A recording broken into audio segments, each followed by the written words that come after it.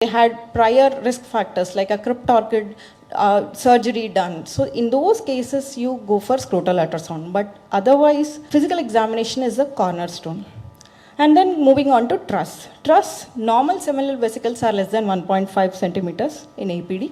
So in transrectal ultrasound, if it is more than 1.5 to 2 centimeters in diameter, so it indicates that there is some obstruction in the lower part. So it could be your ejaculatory duct obstruction, or it could be even in the and another important thing is presence or absence of seminal vesicles. Most often in patients with bilateral absence of vas, there is seminal vesicle aplasia as well. There are wide variety of grading systems, ultrasound grading systems for varicocele, but for treating the varicocele or diagnosis of varicocele, again, physical examination is much more important. So varicoceles are present in approximately 19 to 41% of men with primary infertility and also 80% of men with secondary infertility. So diagnosis according to ASRM or EAU guidelines is based on physical examination. Ultrasound is only post-varicocele repair. If you suspect recurrence or persistence, then probably ultrasound. And ultrasound criteria are wide varied, so we will not be going into the criteria. Let us look at a scenario. Here we have a 33-year-old male. He had secondary infertility of 3 years duration, wife is 29, has no fertility issues. There is bilateral grade 2 varicocele on physical examination, and on ultrasound also it is a bilateral grade 3 varicocele, but the testis size is normal on ultrasound. Hormonal assessment is normal, semen analysis is normal, including DFI. So how will you proceed? Do you treat the varicocele or not? We don't treat the varicocele, because varicocele treatment is if varicocele is palpable on examination and associated with infertility and abnormal semen parameters.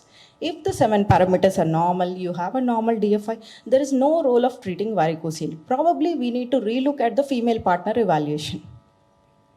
Moving on to the endocrine evaluation. So all of us know the HPT axis. For females, it's HPO. For men, it is HPT, hypothalamus, pituitary, and testicular axis. So what we need to understand in hormonal evaluation is, it is advised in men with abnormal semen parameters, sexual dysfunction, or in men having known or signs of endocrinopathy. So we have FSH, LH, everything normal in normal spermatogenesis. Primary testicular failure, that is hypergonadotropic hypogonadism, so wherein FSH, LH are elevated. Hypogonadotropic hypogonadism, also called as secondary testicular failure, wherein the FSH, LH are low and testosterone is low. So if we look at the incidence of all these three scenarios, we need to understand that hypo, wherein FSH, LH is low, and these patients are the patients who are amenable to medical treatment. They constitute less than 10% of the population, but an important 10% who would require medical and who would respond to medical treatment. And also in hormones, we check estradiol and testosterone ratio. Because if the testosterone estradiol ratio is more than 10:1, then it is good. But in obese males, especially where the estrogen levels are high because of peripheral estrogen production, they do present with hypogonadism. So treating them with aromatase inhibitors like letrozole will give us better results. And then prolactin, yes, you do evaluate if there is higher prolactin levels. Moving on to post-ejaculatory urine, it is done only in patients with low volume azoospermia or low volume and severe oligoasthenoteratozoospermia, wherein you are suspecting retrograde ejaculation. So to suspect retrograde ejaculation, low volume sample, then only you go ahead with this. So classification based on semen analysis could be low volume ejaculate, azoospermia, or oligoastheno or astheno. So if we look at it, to roughly divide patients based on volume, if you have absent or low volume ejaculate, you need to rule out. First is sample collection problems. Was entire sample collected? Was there any spillage? Was there any problem with the abstinence?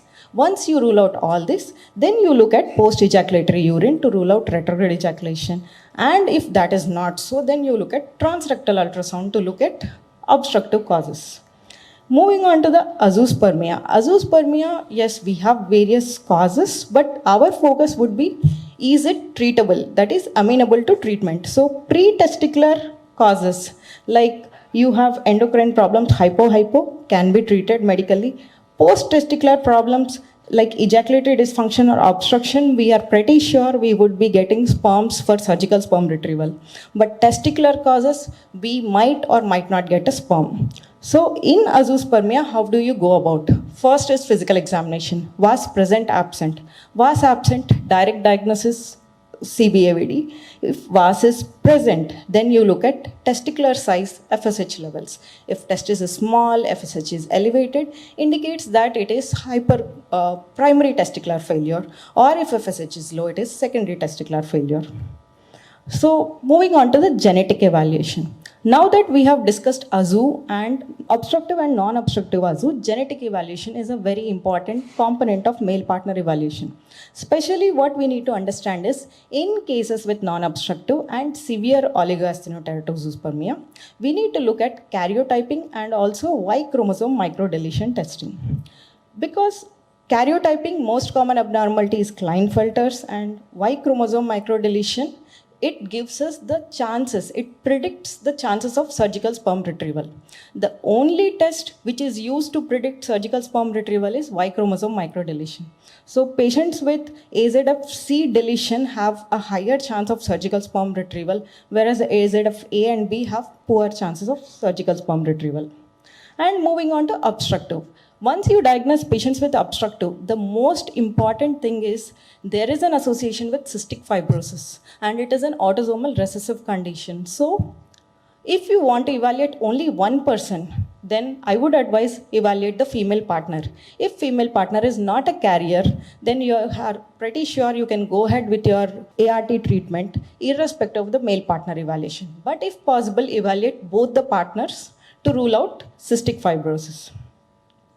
And the role of male partner evaluation in RPL and unexplained infertility. Sperm DFI. Nowadays, many people are advising DFI. So, is it useful? What we need to understand is semen analysis is a information about the messenger, whereas DFI is the information about the message. That is the chromosome, chromatin content. So, why?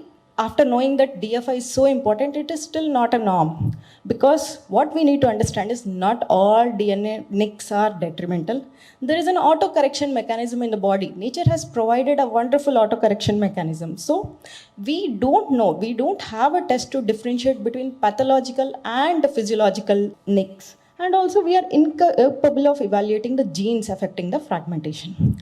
But still DFI is advised in these specific conditions. One is unexplained infertility, recurrent pregnancy losses, and also patients with previous ART failures, and also varicocele. And also patients associated with risk factors like smoking, alcohol consumption. So there are wide variety of tests again for DFI. So different labs use different tests. What you need to understand is the DFI cutoff for different tests is different. If your lab is using SCD, the sperm chromatin dispersion test, which is the commonly available kit, then the DFI cutoff is 30%. But if they are using a tunnel assay or if they are using an SESA assay, then the cutoff varies. So you need to look at your lab report, what was the test used before you interpret the test. And then management, yes, depends on the risk factors and controlling the risk factors. Another test which is coming up is the test on ROS, reactive oxygen species. I would not be covering much because you have a talk coming up on that.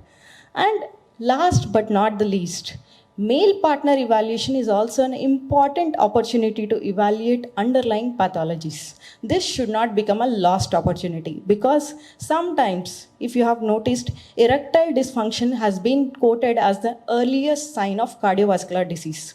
So a young male has no psychogenic issues, still coming up with erectile dysfunction, definitely needs an evaluation for cardiovascular problems as well. So it is a marker of somatic health, can indicate psychiatric issues, cardiovascular metabolic syndromes, and also underlying malignancies like in cryptorchidism. So the take-home message is history and physical examination, no matter how far we have gone, still remains cornerstone for our treatment.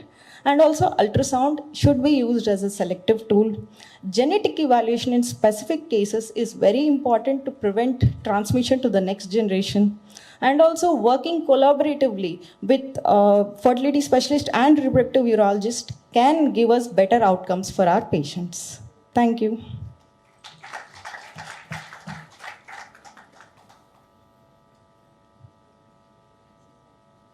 Well said, Shravya. If semen analysis shows abnormal forms, what is your treatment? Normal forms more than less than 4%. For isolated teratozoospermia, that is if there is no other abnormality, only teratozoospermia, we have to look at what are the abnormalities, ma'am. If it is only 2%, 3%, still no treatment is required. We need to look at the risk factors. If patient has underlying risk factors like smoking, obesity, we need to advise them lifestyle modification. But if the semen sample shows specific abnormalities like pinhead sperms and also tapered heads, these can affect fertilization.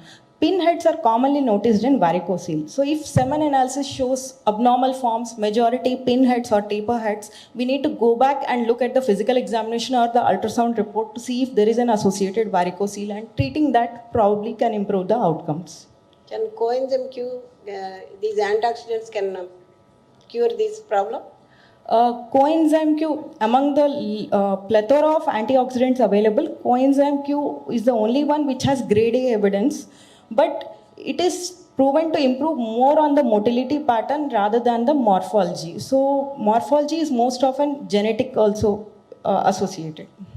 Okay, thank you. Any doubts from audience?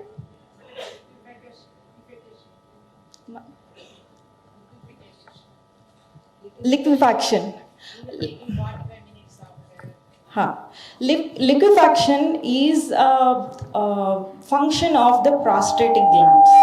So we have seminal vesicles secreting the alkaline secretions, prostatic enzymes secreting the acidic. So if your prostatic function is compromised, then liquefaction is prolonged. So if the liquefaction is prolonged, we need to look at infections. So if there is an associated epididymitis, prostatitis, and probably treat them, then the semen sample liquefaction improves. Thank you, Shravya.